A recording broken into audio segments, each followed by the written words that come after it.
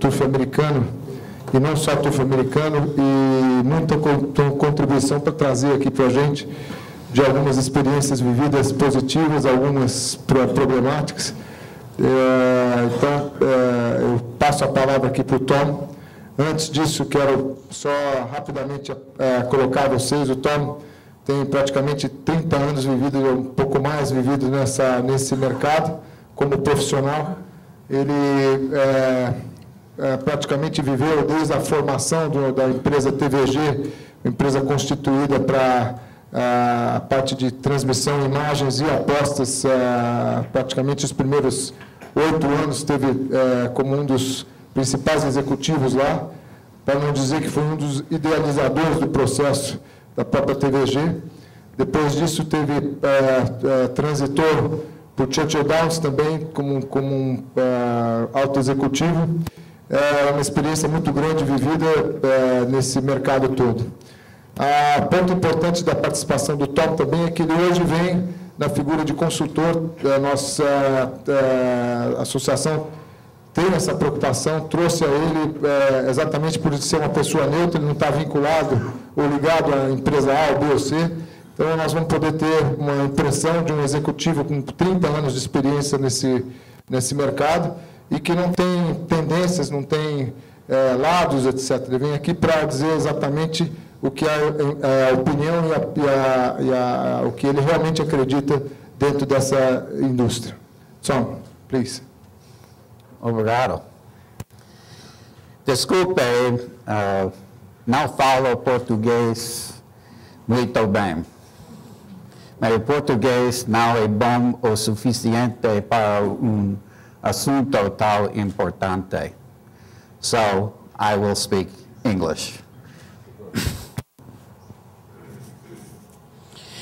It is a great pleasure to be here with you, and thank you all for attending this seminar.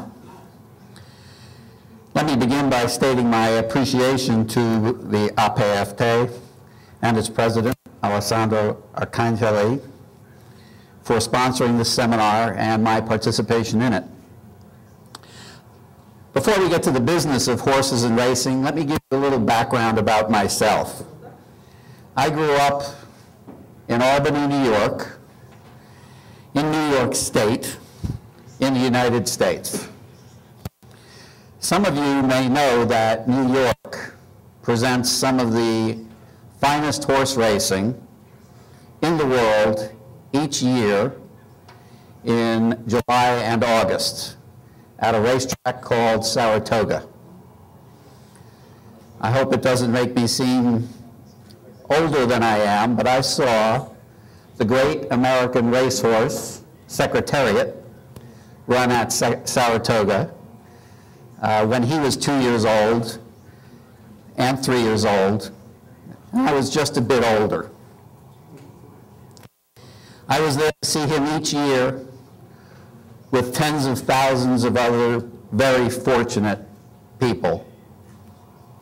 Saratoga and Secretariat were all I needed to see in order to decide that I wanted a career in the horse industry.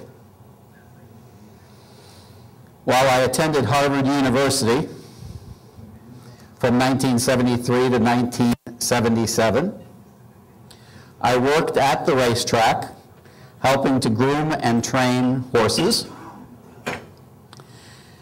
I graduated Harvard, and much to the surprise and perhaps unhappiness of my family, I turned down many good jobs and instead took a job in horse racing. I have never regretted the choice. I should say that while I was at Harvard, another student at that time was named Bill Gates. Bill Gates decided that computers were the future of the world, and I decided that horses were the future of the world.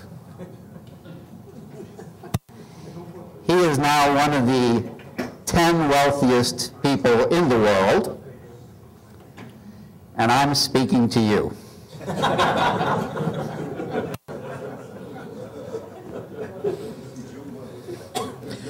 I have attempted throughout my career to marry horses and good business together, to bring those two together. Along the way, I have been president of my own company, as I am now, Racing Resource Group. I served as a senior vice president and one of the original business architects of the Television Games Network, which was the first combined television network and account wagering company in the world, I believe, but certainly in the Western Hemisphere. I've been a corporate vice president, as Alessandro said, of Churchill Downs, which operates 4 racetracks and conducts one of the world's most famous races, the Kentucky Derby. And I also occasionally teach at the University of Louisville's College of Business, trying to help younger people avoid the choice I made. I try to scare them away from horses, but they can't be scared away. So I try to help them marry, again, that business and horses together. So it is that I am a horseman and a businessman.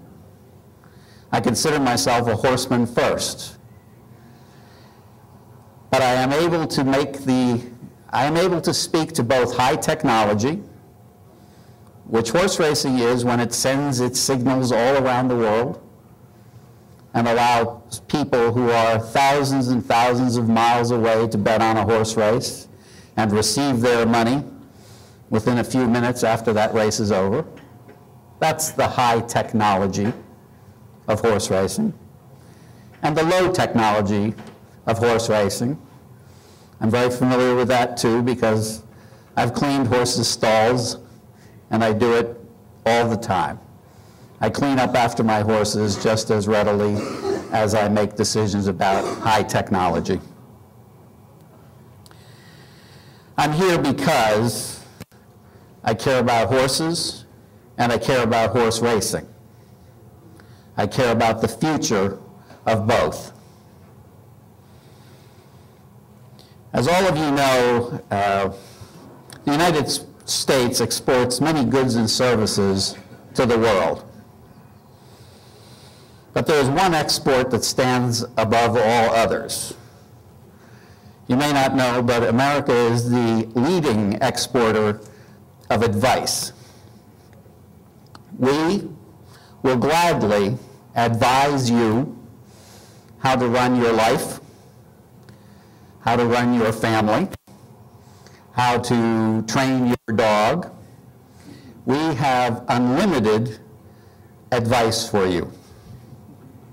You may not want that advice, and it may not work very well. I am not here to deliver any advice. In truth, one of the great things that America does is it delivers lessons and learning to the rest of the world. If we do one thing successfully in America, it's that we will try anything to see if it works. And we will live with the mistakes when it does not.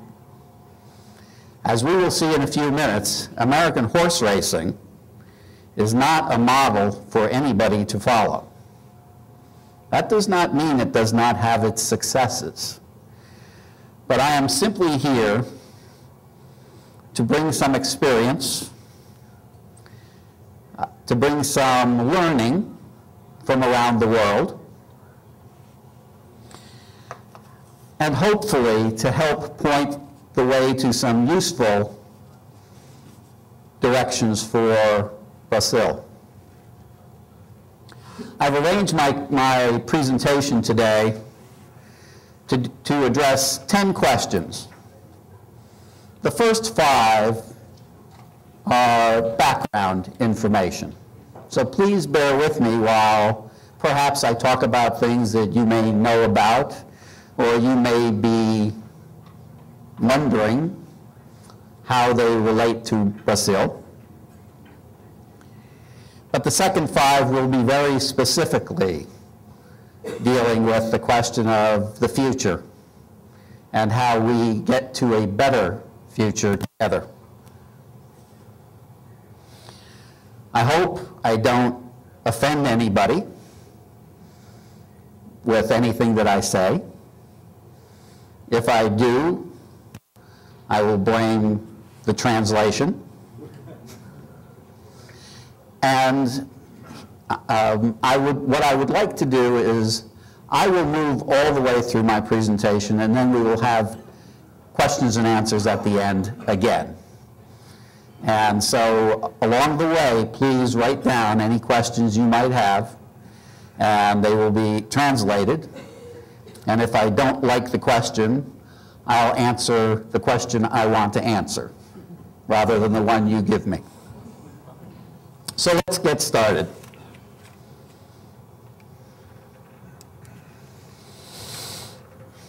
How have business conditions for horse racing around the world changed over the past 5 years? Well, it's been a very difficult time for horse racing, and it's been a difficult time for gaming in the world, but there is good news. The horse racing industry that is emerging is a more modern, efficient, and competitive business. The world gaming economy appears to be returning to levels that it experienced before some of the economic downturns in countries that we've seen around the world. But that's not everybody. And as we will see, in the United States, for example, the horse racing industry in the United States is well below the peak it established 10 years ago, in 2003.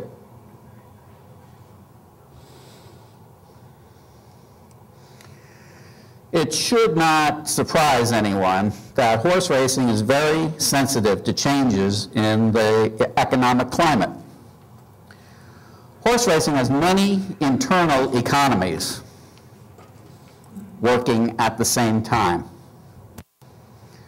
The betting turnover on race, and incidentally, I hope there is no one here who may still believe that horse racing can exist without betting.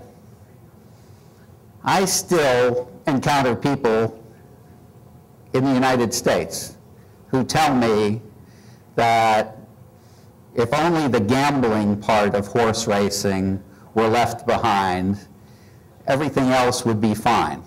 And I'm here to tell you, and I don't think anybody in this room needs to hear me tell you, that's not the case. This drives all of this. Bets on races produce purses, prize monies that pay the professionals, the veterinarians, the trainers, the owners, the breeders. The breeders create the horses. Here are other suppliers that provide the food and other things that the horses need. Those horses go to the racetracks, they run in races, people bet on them. This cycle is the cycle of life for the horse racing business. And if this is not working, nothing is working. And more importantly, or just as importantly, when this breaks down or starts to head down, other pieces of this wheel, other spokes of the wheel will react. So it is very easy for horse racing to enter a negative cycle if betting doesn't keep up. And I think the most important thing for our future is when we can do new things to improve this, life gets better over here.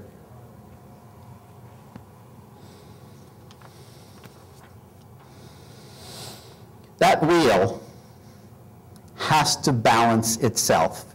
It gets out of balance every now and then, But just like any true economy, it has to come back into balance. So if there are moments where when betting is turning down in a region or turning down in a country, sometimes people over here keep doing what they were doing anyway. But they will find that because of this, that they can't then sell their horses. They can't get the same prices for breeding their horses. The wheel always comes back into balance. It may take a few years, but it always comes back into balance.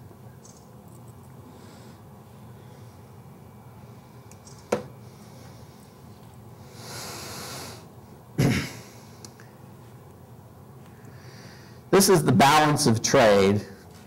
Sergio talked about international simulcasting. And since we're talking for a moment about how things are going for horse racing in the world, exchange between countries in the economy helps the world's economic system moving products around to places that need them. The balance of trade for horse racing is much more difficult, and that is because that's because it's a betting product. And there are many technology and regulatory issues associated with moving horse racing around the world.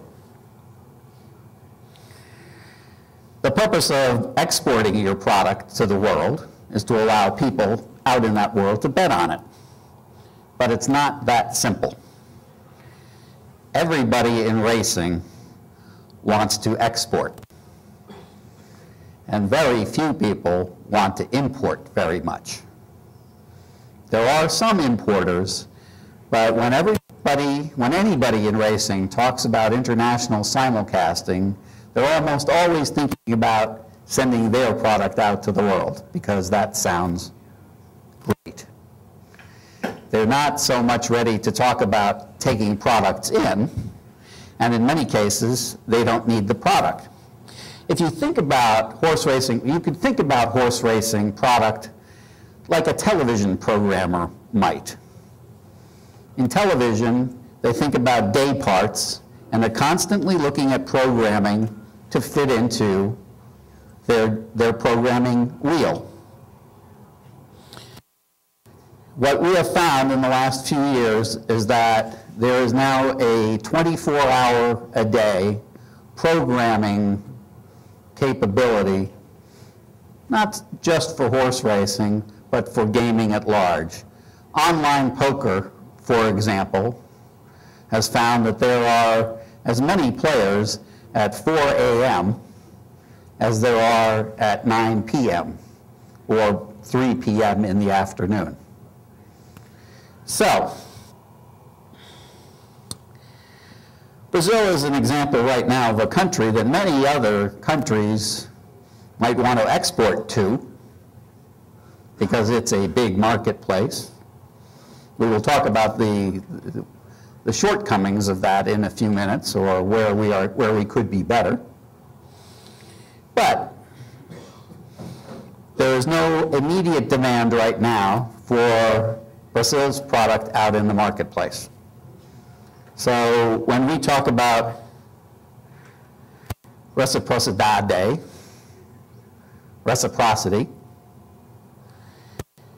it's an uneasy balance to strike.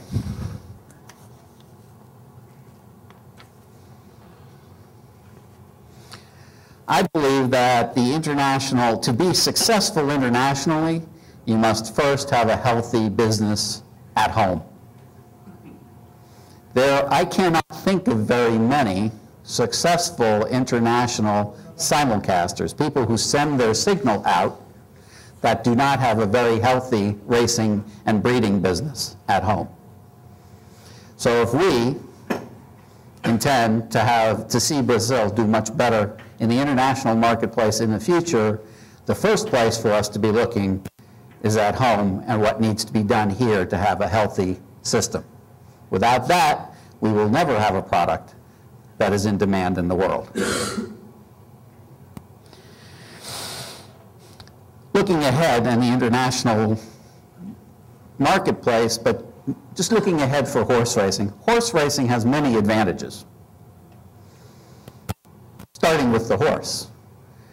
Horse is an admired, respected athlete everywhere in the world. The best thing about it, as we all know, is that it does not talk, and other athletes do. And the more other athletes talk, the better horses look.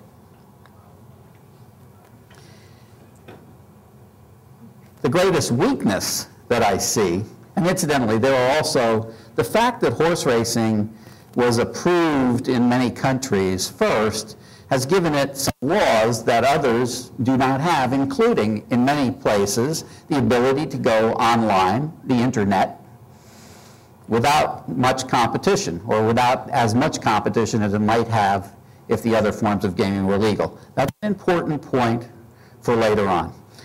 But let me just say that the greatest problem that I've seen in horse racing around the world, but particularly in the United States, and perhaps here, is that it has no confidence in itself. It has lost confidence in itself. But I'm here to say that it doesn't have to be that way. There are many ways that we can improve and that horse racing can stand on its own in the gaming marketplace if it just gets a little bit more competitive. Difficult times can produce healthier businesses, and I believe that's what's happening in horse racing around the world. Why is it difficult for horse racing to compete in the gaming and entertainment business? Well, the basic economic reality that presents itself as a significant challenge for horse racing is that the horse is not a very efficient gambling machine. I don't think anybody in this room thinks of horses as a machine. But in the same sense that a slot machine takes money in, people bet on it, and it produces revenue, in a business sense, a horse is a gambling machine. Without it, we do not have revenue from bets. The problem is that it's not very efficient. It's an animal. Historically, whenever humans have tried to use horses as machines, we've been disappointed, and the horses suffer for it. As you all know, in the past, we used horses heavily for work and war, and we found out that they were not particularly well suited to either. Now, I certainly know that there are plenty of horses that are still being used for work, but certainly in the area of war, they suffered for our bombs and bullets, and they didn't do very well. We have finally figured out, as human beings, that they are best as a sporting and recreational animal. They are wonderful that way.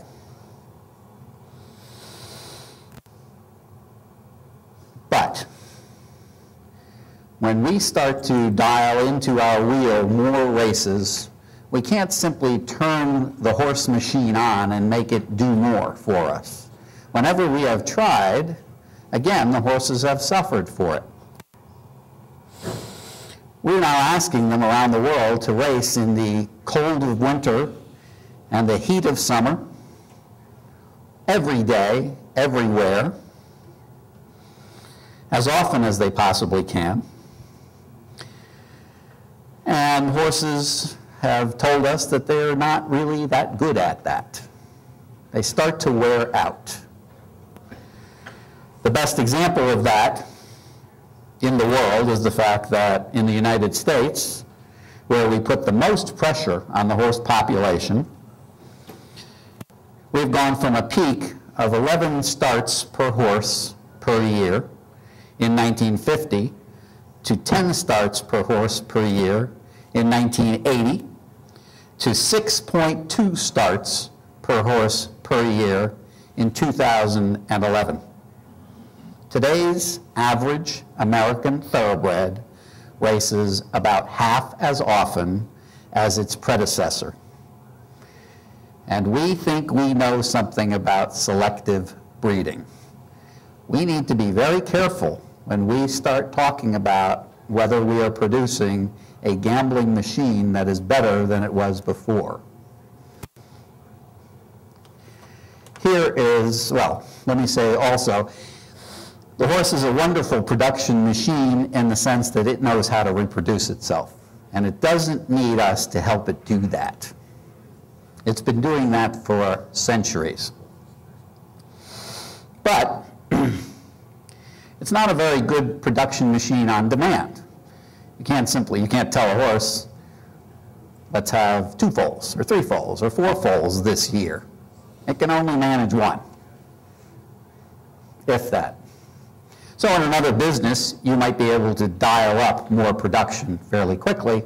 In horse racing, when our wheel gets out of balance, we've got a lag of 3 years, 2 years, 3 years, before the breeding business can figure out what's going on.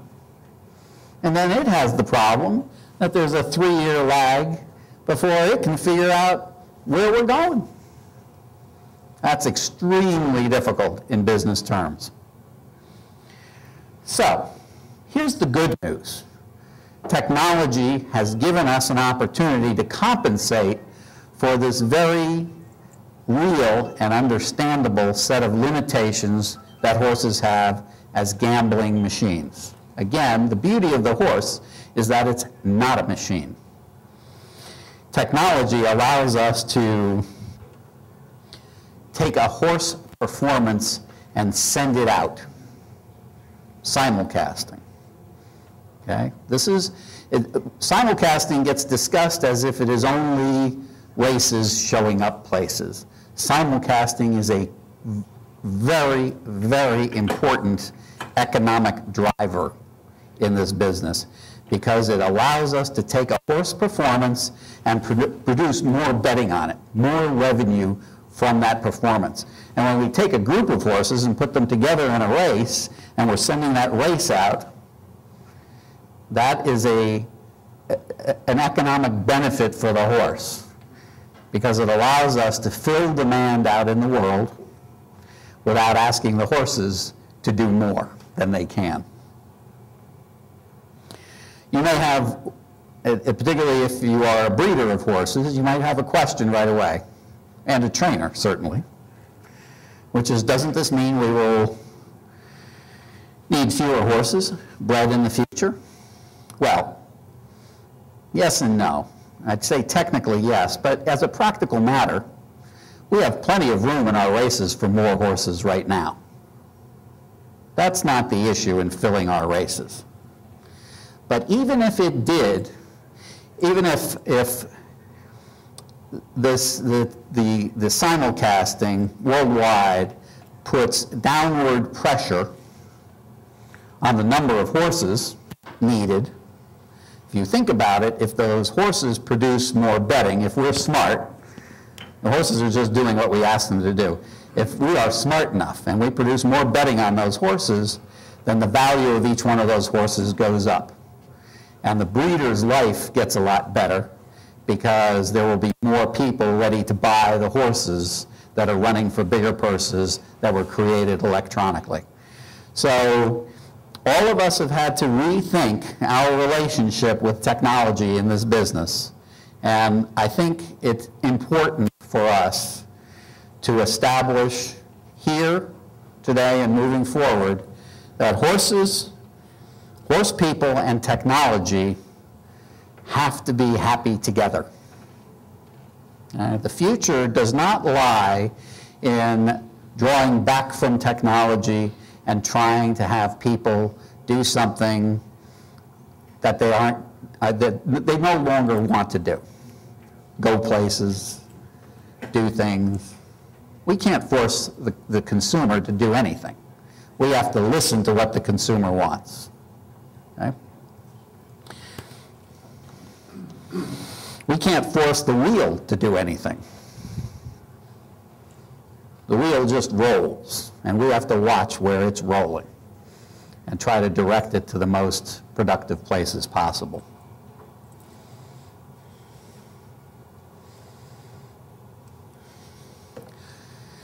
Here's a question I'm asked all the time. Are there successful models for horse racing around the world? In a strict sense, the answer would be no. If you look at a model and say, well, that's exactly what we want to do. That's a blueprint, that is a map for where we need to go. All horse racing markets are a product of events and circumstances, and most of them with very little planning behind them. I'll give you a preview of where we're going to end up. Planning is a good thing, and the countries who can do it, and the industries within them that can do it, will be much better, are going to be the winners over the next 20 years. There are elements, for example, of the system in France that are hugely successful. There are lessons, there are failures in the American system that need to be guarded against. So, let's take a look at some models. Well, let's take a look at some experiences around the world, and I think you're going to see something pretty interesting. In the United States, for example, and I apologize for all the numbers, but this is, horse racing produces an incredible number of numbers, and they do have some insights for us that we need to pay attention to. So, in the United States, which is known for the fact that it has 50 independent states, a number of them offer horse racing, 32 or 33 of the American states offer horse racing, and there's a lot of uncoordinated activity. The decentralized, disorganized American horse racing industry produces this. As you can see, 50,000 races, 65,000 horses racing in them, 400,000 starts for each of those horses, 11 billion in betting, and 1 billion in, and that should be a B, right? Billion US, 11 billion. Now let's look at Great Britain. Great Britain has 58 racetracks. It runs 6,200 races to produce 14 billion in wagering and 113 million, I'm sorry, I got that right, this is millions. These numbers are correct. 113 million in prize monies. So there's a lot of interesting things going on here. What's going on here? It takes the United States 400,000 starts and Great Britain 60,000 starts to produce that kind of betting? Who's right? Who's wrong? Well, nobody's right and nobody's wrong. It's just different. In Britain, Great Britain, this is a very important point. Bookmaking is the way that bets are taken in Great Britain. That's me saying, who wants to bet? And then negotiating a price with each other, and obviously it's much bigger than that. They're very, very large gambling firms, companies. But when you go to a race course in England, there will be somebody standing there who takes a bet from you. And sometimes you may get 5 to 1 on a horse. You might be able to get 6 to 1. Sometimes you get 4 to 1.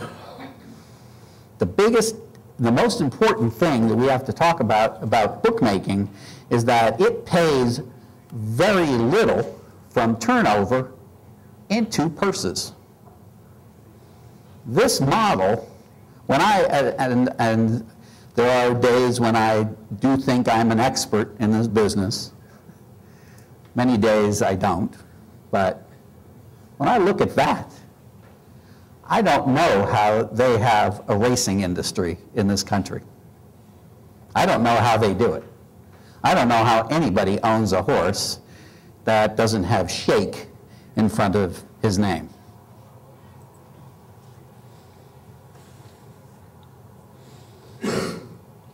most talked about horse racing model in the world, Hong Kong.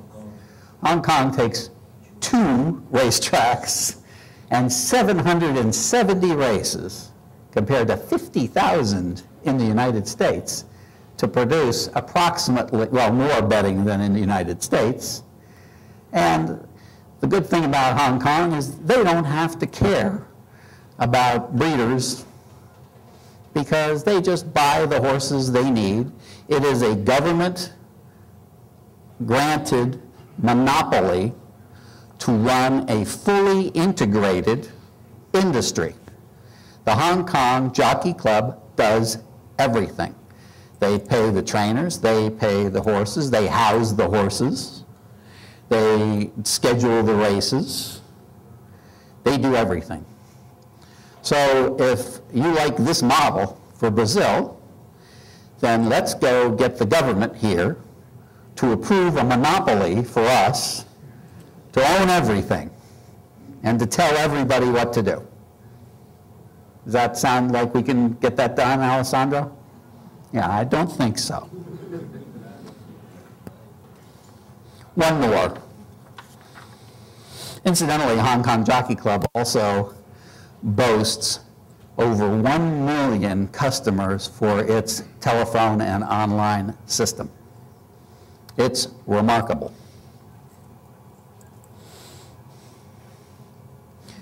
Here's Japan. Remarkable amount of betting in Japan, produces $1.5 billion. You might wonder about this relationship. America is betting 11 billion and paying out 1.1 billion. Japan bets 32 billion, pays out 1.5.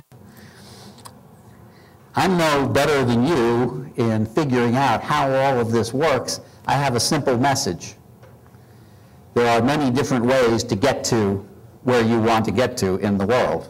And I didn't leave France off here for any reason other than space. If I added the French model here, you'd see another set of numbers that produce very impressive betting and some other mixture of results.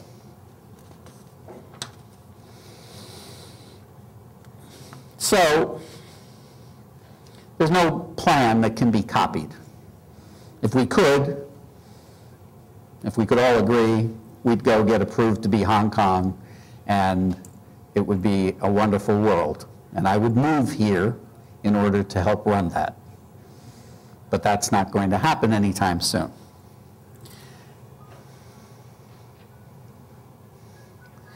This is just highlighting the fact that when you look across the board on the betting line, you see extraordinary differences in other numbers.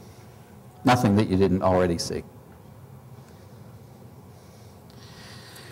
Here's the question that I am asked the most. What has happened in the United States? The United States has been the leader in what I would call the industrialization of horse racing. And that's not surprising because the United States was a leader in industrialization of everything through the 20th century. Everything became a business, and horses became a business. They went from being a sport to a business. They went from horses racing against each other on dirt roads to big racetracks with systems to take bets and calculate those bets. Racetracks were built all over America through the 1900s, 1950s. And at the same time, horse racing was becoming a very important revenue producer because it was a legal form of gambling.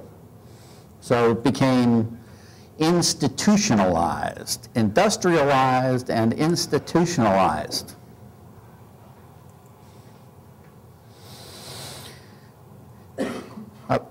America is a good example, the United States is a good example of a lot of rules and regulations governing gambling, because most countries around the world think, and the United States is one of them, think that gambling needs to be regulated. So we have a lot of different laws.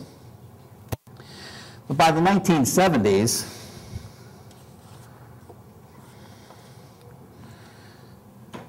we started looking for ways of expanding the distribution. So, of course, we ended up with what we call off-track betting, simulcasting, and most recently, internet and telephone. Off-track betting and simulcasting came about in the United States around 1990. Off-track betting a little bit before. But they permanently changed the face of horse racing. Many racetracks, this was a way of distributing races to places other than where the race was being run. So you no longer had to come to a particular racetrack if you wanted to bet. You could go to an off-track betting place, or with simulcasting, go to a racetrack and see a race from across the country and bet on that. And there are a lot of economic formulas that are going to work themselves into this, which is why today this business is very complicated and requires professional expertise in order to move forward. Back here, racetracks, because of this distribution system, the distribution system started to demand racing all the time. Once you have an off-track betting location, you want races on Tuesdays. You want races Wednesday night. You want races when there weren't races being produced before, and a lot of racetracks started to run their race meetings to serve the system. Racetracks that were before simply running on Saturday afternoons when everybody else was running on a Saturday afternoon, suddenly changed their worlds and started running on Tuesday, or Tuesday nights, whenever they could, to fit into the system and to make more money. In America, by 1990, in order to feed this, and the wheel is spinning and nobody really knows where the wheel is going, we started programming up to 75,000 races in the United States to serve this system. And as we discussed, horses were among the first to say, thank you, but no, we can't really do that. We couldn't produce enough horses to feed that system. So the system started to break down, but also force us to look for the technologies that we're dealing with today that help. Okay?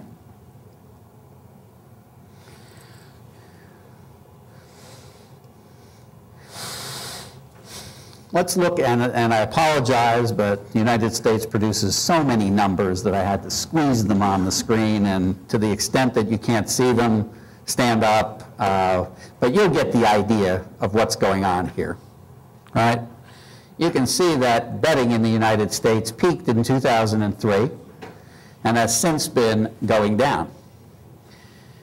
You can see the recent trends from 15 billion US in 2003 to approximately 11 billion US in 2011. 12% down from the year before, 29% down from the peak.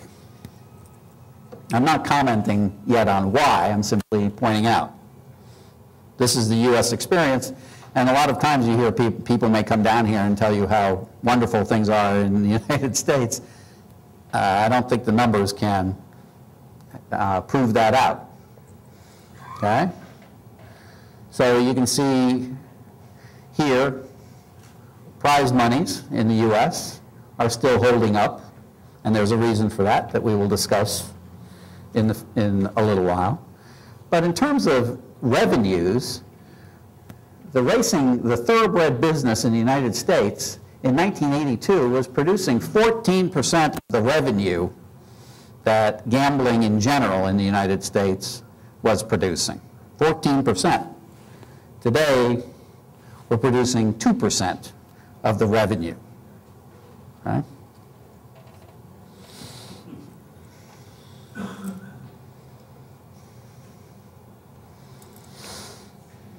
Here we're matching up some of the pieces of the wheel.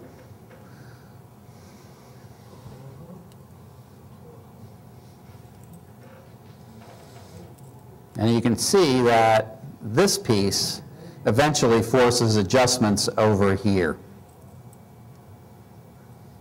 You can't have a decline from 15 billion to 10 billion and not see effects elsewhere in the system.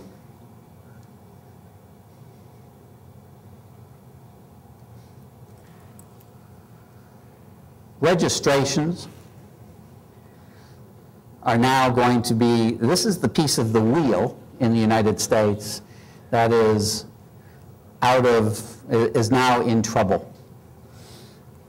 It's a result of this. We're now here. And this is going, the number of horses that are available is going to start to determine how many races we can run in the United States. The wheel always finds a balance.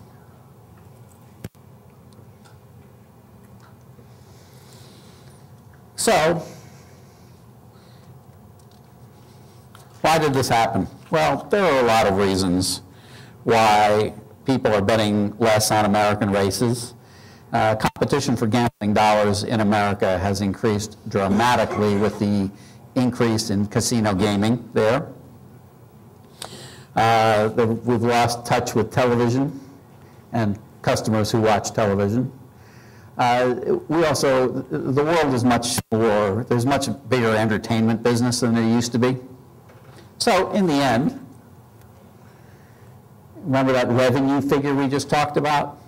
We're losing the interest of government. Government's not there anymore for horse racing. The government's less concerned. Old laws are not being updated because they don't care that much anymore. The percentage of revenues that American racing represents for a particular state is now getting much smaller. And taxes, American racing went to the government through the 1980s and 90s saying, you're taxing us too much. It's very competitive out here. It's not fair. You need to drop the tax rate down. And they were right. American racing was taxed both on the bet and then on a corporate tax on the back end of that. That's a very difficult way of running a business. But government reduced that tax, and now in the United States, there's no more room for tax relief for horse racing. Okay?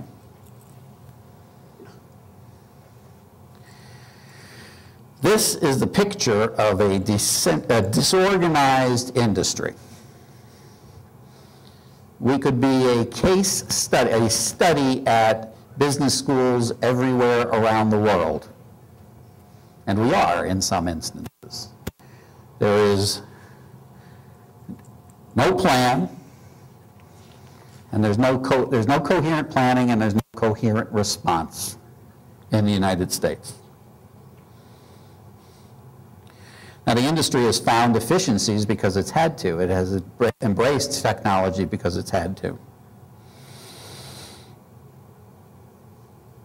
But the message for Brazil that we're going to start to feed into this discussion is that disorganization does not work very well. Remember that as we start to piece this together. Being disorganized, being decentralized, being internally competitive does not work very well. And the United States is the best example of that. And if you think about the models that we saw, the models that are doing the best, the places in the world that are doing the best, are the ones that are most organized. France, Hong Kong, Japan. We may not all be lucky enough to have the government give us a monopoly, but we certainly can organize ourselves better so that we can do better in the marketplace.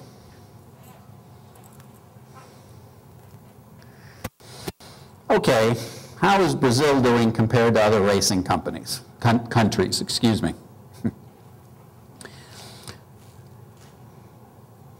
Brazil has a very attractive gaming marketplace. Nobody would deny that. this number is huge because of illegal betting. Everybody in the world who's in the gaming business knows that Brazilians like to bet. They just are not necessarily betting legally.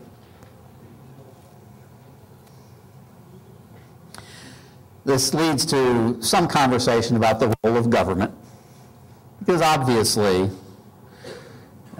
simply stated, a particular government may not allow something that a government right next door in a country allows. This is the way the world works. But it's especially relevant when we talk about the question of whether or not Brazil's racing and breeding business, whether they are performing at optimal levels, at top level, and whether they're being allowed to do so, whether there are changes in current law that could make it easier or better for Brazilian horse racing to operate. But in many places, modernizing racing laws opens up a debate about what else should be allowed. So racing in a lot of places around the world has been afraid to go ask for things, law changes, because it doesn't want to open up the discussion of, well, maybe we should have something other than racing. Maybe we should allow casinos. So this is a delicate balance.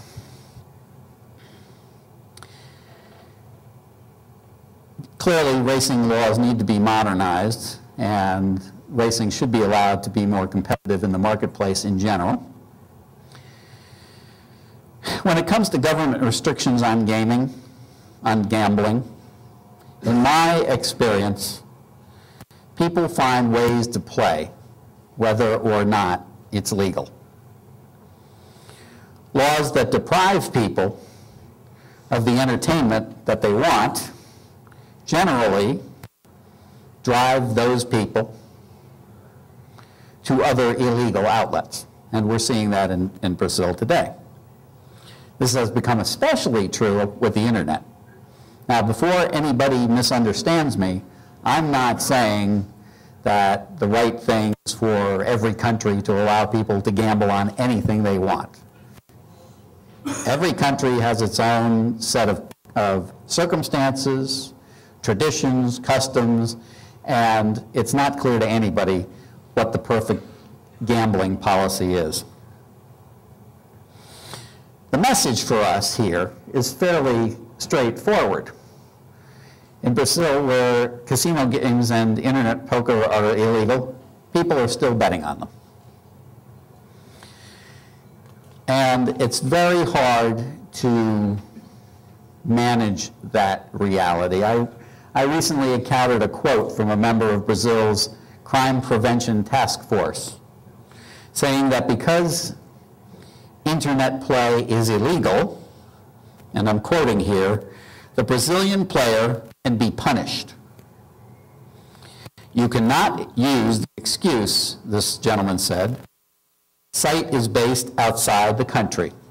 The Brazilian player can be punished. In English, we use the word bravado. In Portuguese, I believe it's bravata, which is approximately the same, an unsupported display of courage. You are saying something that you wish were true, but is not true.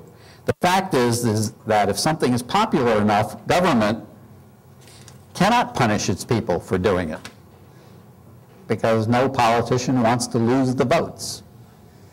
So, very few people are going to jail in Brazil for betting poker at 4 a.m. That's not happening. In this circumstance, racing in Brazil needs to have a plan to advance its own interests. The competition's out there. The same person, you might say, well, we should arrest that poker player, and then people will come back to the racetrack. No, unfortunately, that poker player is also our racing fan, so if we put him in jail, he can't come to the races. So we have to have a plan for ourselves. Looking at Brazil's gambling market specifically, it's obviously very attractive. And it should not surprise anybody that gaming companies are interested in establishing themselves here. Brazil's market looks very underdeveloped and very attractive. It should be a huge market. Now let's talk about specifically the Brazilian horse racing marketplace.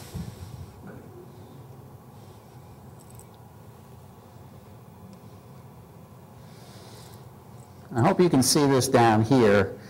This is just one measurement, but it suggests one significant thing, and this should be a comma. Argentina, Brazil, Chile. Remember, this is 307 million, not 307,000. Look at the disparity here, population. Look at the gross domestic product, which PIB, huge in Brazil. Per capita is lower, because, that's B here. It's lower because of more people. But this is the number that we're all focused on, which suggests that Brazil is a very large economy, and horse racing in Brazil is not performing very well relative to other horse racing economies. It's obvious.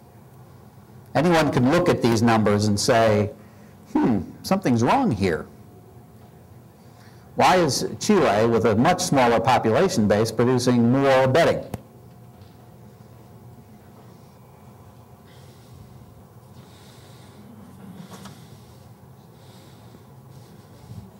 In Argentina, there's a hugely competitive legal gambling market there. So presumably this number might be much larger if people didn't have the opportunity there to go to casinos and so forth. Here we have a little bit of a difference. The gambling market is more constrained. Okay. So for reasons such as this one, it's obvious to me that we can draw two conclusions. Brazil is a very attractive, underdeveloped market, and horse racing in Brazil is not performing to its legal market potential. And again, it's not my purpose here today to cause unnecessary concern or to accuse anybody of anything. These are numbers that any economist would look at and wonder about. So, in this environment, as I said, it's not surprising that Brazil is finding many suitors for its affections, many people who want to come here, including gaming companies, looking to increase the markets for slot machines and other revenue-generating devices. And even horse racing suppliers are here offering to provide products that can help a little bit. But this is the starting point for a serious discussion of how racing and breeding in Brazil can start to make better choices in developing and managing its business. Brazil can create some bargaining power for itself in the international marketplace and in dealing with companies that are looking to do business here if we can do a better job with our own industry. Bargaining power in the future is the key to reciprocity of products. If you are in control of your marketplace, you can charge a higher price for people to come in, and you have a better product out.